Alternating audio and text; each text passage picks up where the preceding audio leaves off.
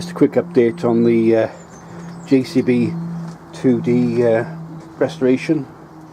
The plan was originally just to investigate what was wrong with there was some coolant antifreeze getting into the engine oil. Not a lot, but enough to be concerned with. So remove the cylinder head, just put that cap on just to protect the valve gear for the time being.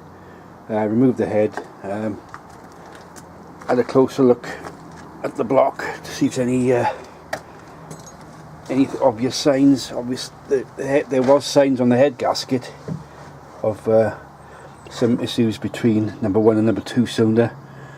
But what I did notice was there's, if you look down in there, just in the 5 o'clock position, there's like a mark on the piston. There's no marks on the liner, but it looks some piston damage, which is strange because this engine actually ran quite well with no sign of it burning oil or nothing. Absolutely run sweet as a nut.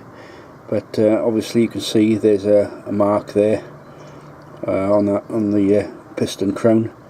The plan is to remove the piston, and I'm going to order the piston and liner for this machine, so I don't want to be messing around again to duplicating jobs. I like to get things done properly the first time. The cylinder head removal off this machine is far easier than the drot. The cylinder head is a lot lighter as well. The biggest battle I've had is battling with weather conditions. It was pretty windy this morning with some drizzle off and on. Just trying to start to rain again now. So yeah, I only had a couple of hours on this today. I've been doing other jobs in between, so I thought I'd whip it off just to have a look. I've ordered some items. One thing I've noticed is hoses are not very good condition. They're obviously soft, but obviously this machine is built 1977, so I guess over the years that's some work done to it. There's no thermostat in the housing. Also there was no joints on the air manifold. Just face to face, no joints whatsoever. So the plan is now cleaning up.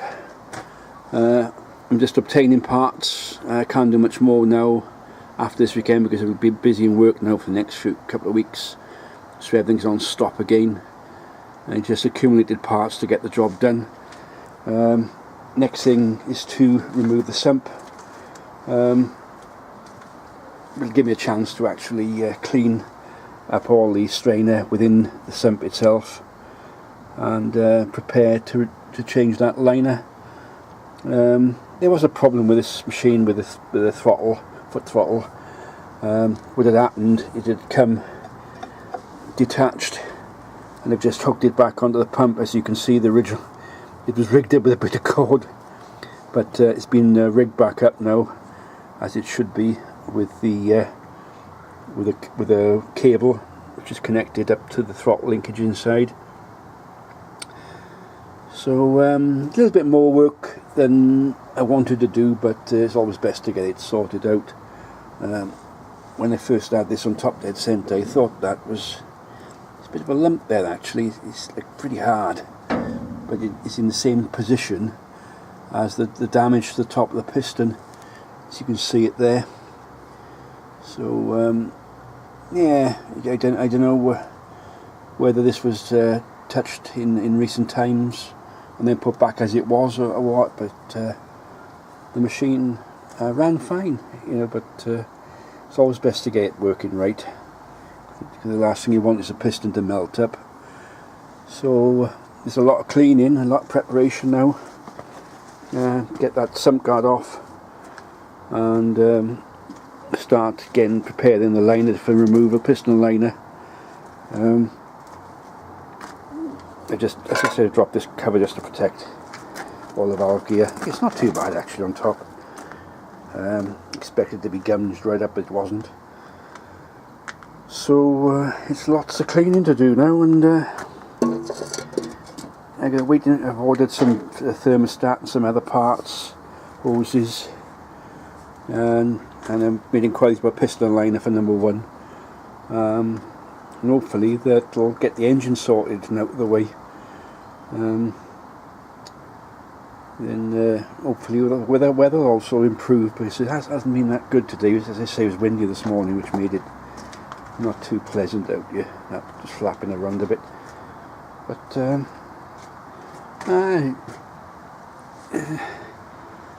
yeah, it's just a matter of cleaning now, but our biggest concern is the piston and liner, so that'll be the next job when I get 5.